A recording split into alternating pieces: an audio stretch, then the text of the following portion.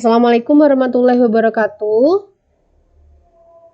Halo adik-adik, kali ini kita akan membahas soal asli Simama Poltekkes tahun-tahun sebelumnya. Jadi kalian yang ingin mengikuti Simama Poltekkes tahun 2022, silakan mempelajari soal-soal yang akan saya jelaskan berikut ini. Soal yang pertama adalah, perhatikan tabel di bawah ini. Ada 3 protein atau 3 sampel yang akan diuji di dalam tabel ini. Jadi di sini ada protein yang diujinya, ada P, ada Q, dan ada R ya. Ada 3 sampel P, Q, dan R. Lalu direaksikan dengan reagen yang berbeda-beda dan hasilnya juga berbeda-beda gitu. Terus pertanyaannya adalah protein yang mengandung ikatan peptida dan gugus fenil berturut-turut adalah. Oke, jadi yang mau saya jelaskan di sini kita harus mengetahui dulu ketika protein itu direaksikan dengan reagen A, dia akan memberikan hasil ini itu untuk menguji apa gitu ya. Jadi kalau misal biuret ini teman-teman, biuret itu adalah reagen yang digunakan untuk menguji ada atau enggaknya ikatan peptida di dalam suatu sampel atau di dalam suatu protein gitu. Ikatan peptida. Kalau santoproteat itu untuk menguji apakah ada gugus fenil atau enggak di dalam suatu sampel. Kalau timbal 2 asetat itu untuk menguji apakah ada belerang atau enggak. Oke, jadi karena di sini yang ditanyakan adalah ikatan peptida yang mengandung ikatan peptida dan gugus fenil, otomatis yang biuret dan santoproteat. Cuma tinggal kita itu mencari apakah dia itu benar-benar memberikan uji positif gitu, hasilnya positif, apakah benar gitu. Pas dikasih biuret itu apakah dia benar ada ikatan peptida atau enggak. Jadi uji positif atau hasil positif dari P yang diberikan biuret adalah berwarna ungu. Jadi kalau misal dia warnanya ungu, artinya di dalam sampel itu terdapat ikatan peptida. Nah ini yang sampel P ini kan memberikan warna ungu ya, berarti dia ada ikatan peptida yang ada di dalam P. Berarti jawaban A dan B itu benar, karena di dalam ikatan peptida nih, karena di dalam P ada ikatan peptida. Terus yang gugus fenil, kira-kira yang Q atau yang R, karena yang R itu udah pasti dia itu untuk menguji belerang, berarti bukan yang R ya. Yang Q, gugus fenil, ini kan Q diberi dengan reagen santoproteat. Kalau misal dia uji positif, memberikan hasil positif, berarti dia itu akan menghasilkan endapan kuning. Nah, ini kan ada endapan kuning di dalam perubahannya ya. Berarti sampel Q ini mengandung gugus fenil gitu teman-teman. Jadi kalau aku ulangin lagi, kalau misal suatu sampel direaksikan dengan biuret itu untuk menguji ada atau enggaknya ikatan peptida di dalam sampel tersebut. Kalau misal warna sampelnya berubah menjadi ungu, berarti ada ikatan peptidanya. Kalau misal enggak warna ungu, berarti enggak ada gitu. Terus untuk menguji apakah ada atau enggaknya gugus fenil, berarti dia harus direaksikan dengan reagen santoproteat. Dan hasil positifnya adalah membentuk endapan kuning gitu. Berarti jawaban yang tepat adalah unsur P dan Q. Reagen sampel P dan Q ya, bukan unsur sampel P dan Q. Berarti opsi yang A. Oke, sekarang kita lanjut soal yang selanjutnya.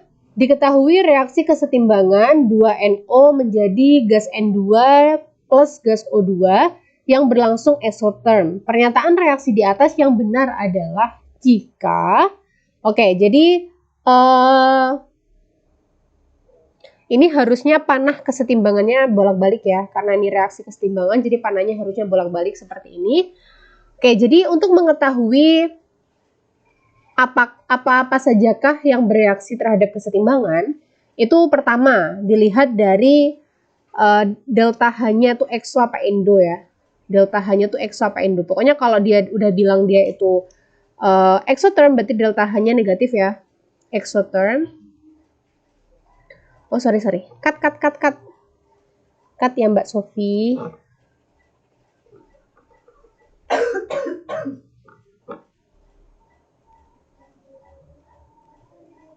Oke, jadi ada beberapa faktor-faktor yang mempengaruhi kesetimbangan. Jadi yang pertama, faktor-faktor yang mempengaruhi kesetimbangan itu seperti yang ada di opsi, ada beberapa faktor. Faktor-faktor yang mempengaruhi kesetimbangan.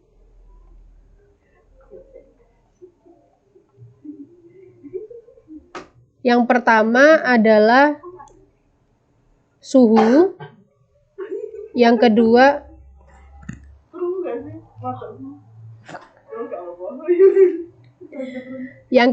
adalah konsentrasi. Yang ketiga adalah tekanan. Yang keempat adalah volume ya. Tekanan sama volume itu berbanding terbalik biasanya. Biasanya kita nyebutnya itu dalam satu kesatuan. Oke, jadi kalau misal yang pertama, faktor-faktor yang mempengaruhi kesetimbangan, kalau misal dia faktornya adalah suhu, itu gini. Jadi kalau misal dia, itu kan suhu itu kan kadang ada yang exotherm, ada yang endotherm gitu ya. Kalau exotherm itu berarti suhunya naik, suhu lingkungannya naik. Kalau endotherm itu suhu lingkungannya turun gitu. Jadi kalau misal suhunya itu dinaikkan, suhunya naik, ya, dia akan mengarah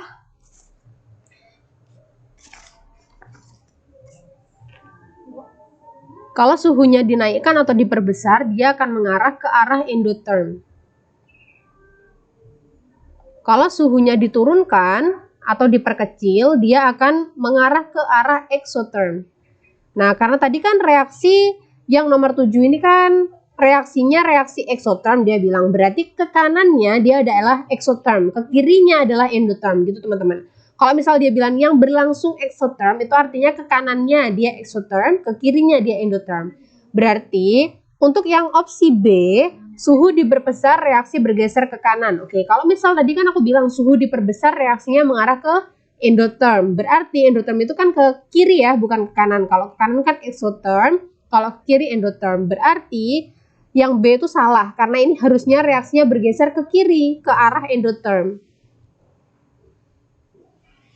Gitu. Oke, yang selanjutnya adalah tekanan dan volume. Aku jelasinnya yang ini dulu. Tekanan dan volume itu berbanding terbalik. Nanti ini ngaruhnya di koefisien reaksi. Ya, jadi kalau misal tekanannya, tekanan itu simbolnya P.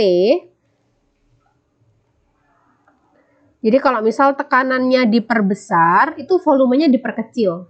Jadi mesti kebalikannya ya. Kalau tekanannya diperbesar, volumenya diperkecil, itu mesti reaksinya mengarah ke koefisien yang kecil. Koefisien kecil. Kalau misal tekanannya diperkecil, volumenya diperbesar, itu mengarah ke koefisien yang besar kesetimbangannya. Jadi yang dibuat patokan itu adalah volumenya, karena ini kan tadi aku bilang kalau ini tekanannya besar, volumenya kecil, mengarah ke koefisien kecil ya. Jadi yang dibuat patokan itu volume. Terus sekarang kita lihat gini maksudnya. Jadi ini kan yang di reaktan, ini kan koefisiennya 2 ya. Kalau di produk koefisiennya ya dijumlahkan. 1 tambah 1 berarti 2. Berarti koefisien kiri sama kanan sama. 2, 2. Berarti tekanan dan volume nggak akan berpengaruh karena koefisiennya sama. Kecuali sisi kiri atau reaktannya 3, sisi kanan atau produknya 2, baru kan itu beda ya. Kalau misal tekanannya diperbesar, volume diperkecil, berarti kan mengarah ke koefisien kecil ya. Berarti mengarah ke kanan. Tadi kan 3, 2 gitu ya. Jadi kalau misal di soal yang ini, tekanan sama volume tidak akan berpengaruh karena koefisiennya sama. Berarti opsi A dan opsi E salah ya. Karena ini kan yang diubah-ubah atau faktor yang mempengaruhi kan tekanan dan volume ya. Gitu. Terus sekarang yang C, diberi katalis reaksi bergeser ke kiri. Nah, kalau pemberian katalis itu teman-teman tidak menggeser kesetimbangan. Jadi faktor yang menggeser kesetimbangan atau mempengaruhi kesetimbangan itu cuma 4 ini saja. Katalis itu tidak mempengaruhi kesetimbangan, hanya mempercepat reaksi. Jadi reaksinya itu cepat terbentuk gitu aja. Itu fungsinya katalis. Jadi yang C itu kurang tepat. Terus yang D sekarang. Konsentrasi itu misal konsentrasinya dinaikkan, konsentrasi gas NO diperbesar, reaksi bergeser ke kanan. Oke, jadi gas NO itu kan adanya letaknya di sebelah kiri tanda panah ya. Kalau misalnya yang ditambahin konsentrasinya itu yang di kiri, reaksinya itu akan mengarah ke kanan. Kenapa? Untuk mencapai kesetimbangan. Jadi kalau misalnya yang ditambahin yang kiri itu kan otomatis yang kiri kan yang lebih banyak daripada yang kanan ya. Jadi untuk mensetimbangkan reaksinya, yang ke kiri ini harus ngasih lebihannya itu gitu. Jadi biar setimbang, Kalau misal ditambahin di kiri, ya reaksinya harus mengarah ke kanan gitu, biar kesetimbangan lagi. Jadi kalau misal nanti konsentrasi N2 yang ditambah, kan N2 ini kan adanya di kanan ya, berarti reaksinya bergeser ke kiri. Pokoknya sisi yang ditambahin itu yang dia lebih banyak, berarti reaksinya nanti bergeser ke arah yang berlawanan gitu. Berarti kalau misal konsentrasi gas NO diperbesar, reaksi bergeser ke arah kanan. Betul. Pernyataan itu betul. Berarti jawabannya yang do. Oke, soal selanjutnya. Pada pemanasan 1 mol gas SO3 dalam ruang yang volumenya 5 liter, diperoleh gas O2 sebanyak 0,25 mol. Pada keadaan tersebut, tetapan kesetimbangan atau KC reaksi tersebut adalah... Oke, jadi KC itu adalah konsentrasi produk. Jadi kalau misal aku punya suatu reaksi A plus B menjadi C plus D dengan koefisien misal 2, ini 2 gini ya. KC itu adalah hasil kali konsentrasi produk dipangkatkan koefisien, berarti C pangkat 2 dikali konsentrasi D dibagi dengan hasil kali konsentrasi reaktan pangkat koefisien. Gini berarti ya. Nah, ini adalah rumus KC. Berarti kita harus nulis dulu reaksi yang terjadi pada pemanasan SO3. SO3 itu dipanaskan akan membentuk gas SO2 dan O2. Kan ini udah dikasih tahu ya, diperoleh gas O2. Nah, sisanya adalah gas SO2. Terus reaksi ini harus kita setarakan dulu. Di sini kan O-nya nggak setara ya. Di sebelah kiri 3, di sebelah kanan 4. Berarti harus kita setarakan dulu. Ini kita tambahin aja 2, berarti jadinya 6. Terus ini karena S-nya ketambahan 2, berarti yang ini juga harus ditambahin 2. 2 kali 2, 4, ditambah 2, 6. Berarti jumlah O-nya udah setara, jumlah S-nya juga udah setara. Terus, tadi kan aku bilang, kalau di dalam rumus ini, itu yang kita masukkan datanya adalah data konsentrasi. Karena ini yang diketahui di soal adalah masih mol, berarti kita harus rubah dulu dia ke dalam konsentrasi. Terus, ini kan yang diketahui di dalam soal mula-mula ya. Jadi ini mol mula-mula gas SO3 sebelum membentuk gas O2 dan SO2, mula-mulanya itu 1 mol. Berarti harus kita hitung pakai MRS, mula-mula reaksi setimbang. Mula-mulanya 1 mol, terus dihasilkan gas O2 sebanyak 0,25. Berarti gas O2-nya ini 0,25. Berarti yang bereaksi berapa ya? Tetap 0,25 ya kalau di produk. Nah, karena ini perbandingan koefisien, kalau satunya 0,25 berarti duanya berapa? Tinggal dikali 2 aja. 0,25 dikali 2, 0,5. Yang ini juga 0,5 karena koefisiennya sama-sama 2. 1 kurangi 0,5, 0,5, 0,5 ditambah 0,5 ya. Berarti ini yang terjadi yang ada di dalam kesetimbangan. Jadi mol mula-mulanya 1, pada saat setimbang dia 0,5. Mol yang terbentuk pada SO2 0,5, mol yang terbentuk pada O2 0,25 gitu ya. Terus ini kan masih mol ya teman-teman. Jadi tadi kan aku bilang kalau misalnya di dalam KC data yang digunakan adalah data konsentrasi. Artinya konsentrasi itu rumusnya kan mol per volume. Berarti harus dibagi dengan volumenya. Nah, di soal udah diketahui nih, volumenya 5 liter. Berarti untuk menghitung KC-nya, KC sama dengan, nah ini yang diproduk, konsentrasi yang diproduk adalah SO2 dipangkatkan dengan 2 karena koefisiennya 2, dikali dengan konsentrasi O2 pangkat 1 karena koefisiennya 1, dibagi dengan konsentrasi produk. Produknya adalah SO3 dipangkatkan 2. Gini ya. Terus yang dipakai tuh yang ini teman-teman, molnya. Terus nanti dibagi 5 karena kan mol per volume ya, molaritas itu mol per volume. Oke, sekarang yang SO2 kan molnya 0,5 nih, berarti 0,5 dibagi 5 pangkat 2 dikali O2-nya 0,25. 0,25 dibagi 5 pangkat 1. Terus dibagi lagi nih. Ini aku benerin dulu tanda sama dengannya. Oke, berarti dibagi dengan SO3, molaritas SO3, berarti 0,5 dibagi 5 pangkat 2. Nah, ini kan sama teman-teman, 0,5 per 5 dipangkatkan 2 kan sama ya nilainya. Berarti hasilnya KC-nya adalah 0,25 dibagi 5. 25 dibagi 5 berapa? 5 kan? Karena ini 0,25 ya berarti 0,05. Nah, jadi Kc yang terbentuk adalah 0,05 yaitu opsi yang do.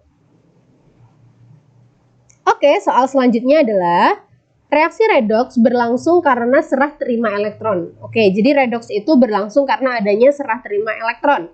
Jumlah elektron yang diterima pada reaksi reduksi sama dengan jumlah elektron yang dibebaskan pada reaksi oksidasi. Di antaranya 5 reaksi di bawah ini yang merupakan reaksi redoks adalah. Oke, jadi kita juga bisa menganalogikan kalau reaksi redoks itu adalah reaksi penurunan dan kenaikan biloks. Redoks itu berasal dari kata reduksi dan oksidasi.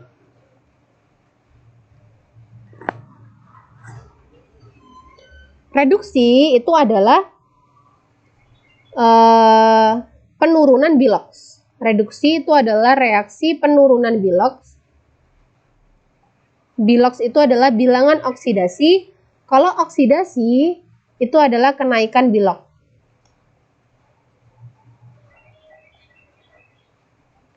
Contohnya gimana sih? Contoh reduksi misal ya. Contoh reduksi, misal aku punya F2+ menangkap 2 elektron menjadi Fe ini ya. Berarti ini biloksnya berapa? Sesuai dengan muatannya yaitu +2.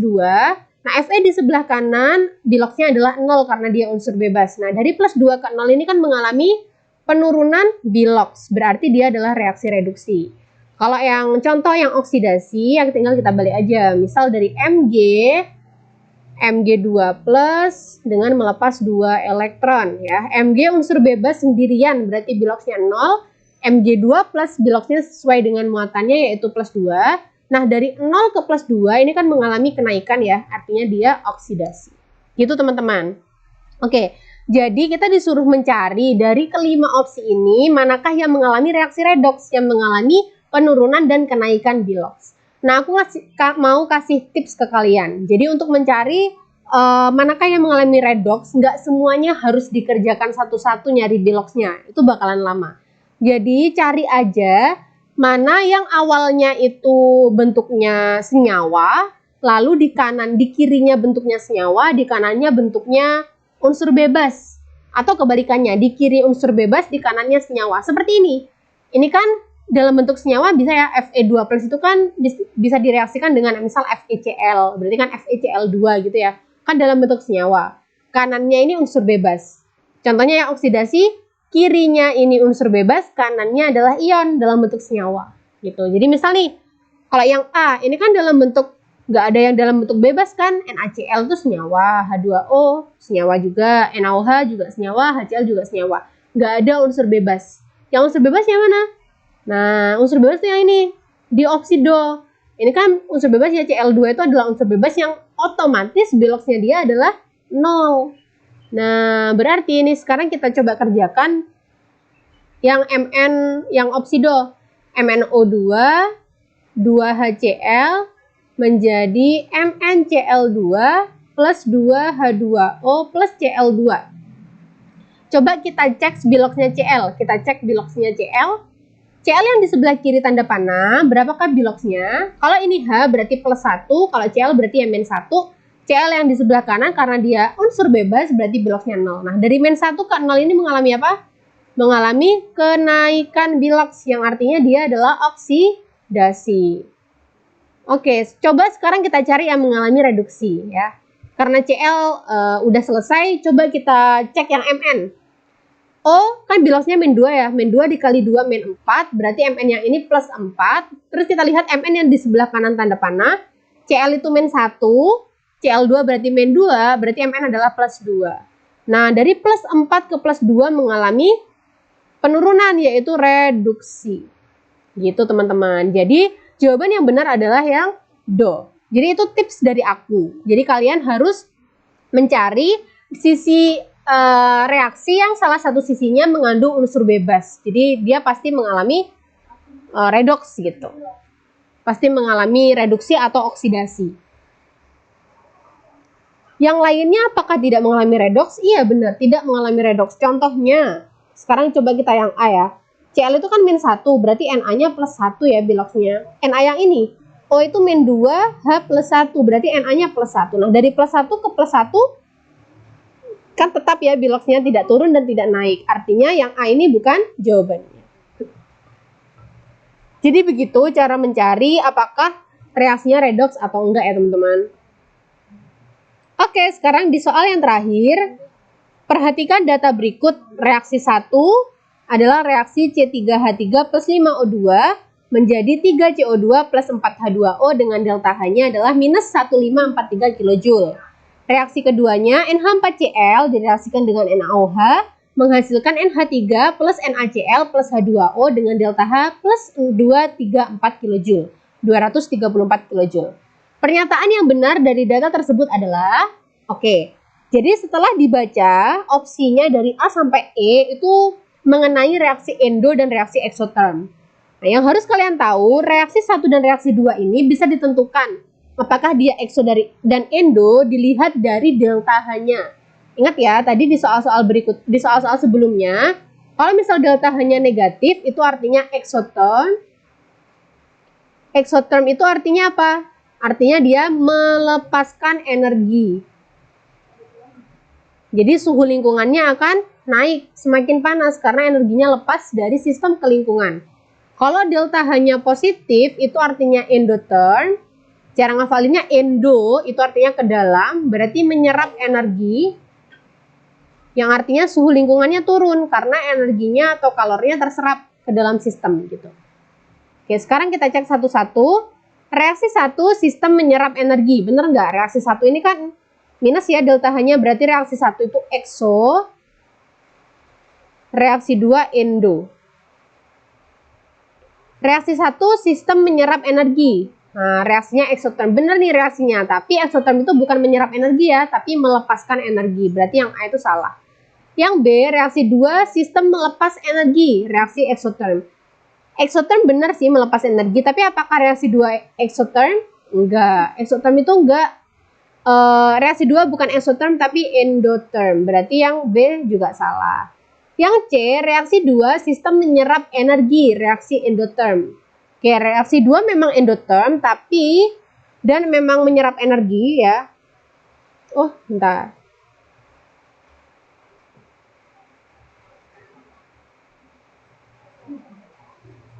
Cut ya, cut Mbak Sofi. Mulai dari opsi C. Oke, yang opsi C, reaksi 2 sistem menyerap energi dan reaksinya endotherm. Oke, jadi tadi kan reaksi 2 itu endo ya, dan endo itu memang menyerap energi. Berarti jawabannya adalah opsi yang C. Opsi do, reaksi 1 sistem menyerap energi, reaksi endo. Enggak ya, reaksi 1 itu reaksinya ekso. Yang E, reaksi 2 sistem melepas energi, reaksi endo. Bener reaksinya endotherm, reaksi 2 itu, tapi dia tidak melepas energi, melainkan menyerap energi. Oke teman-teman, jadi itu tadi 5 soal mata pelajaran kimia untuk soal asli SIMAMA Poltekkes 2022. Sampai bertemu di pembahasan soal berikutnya.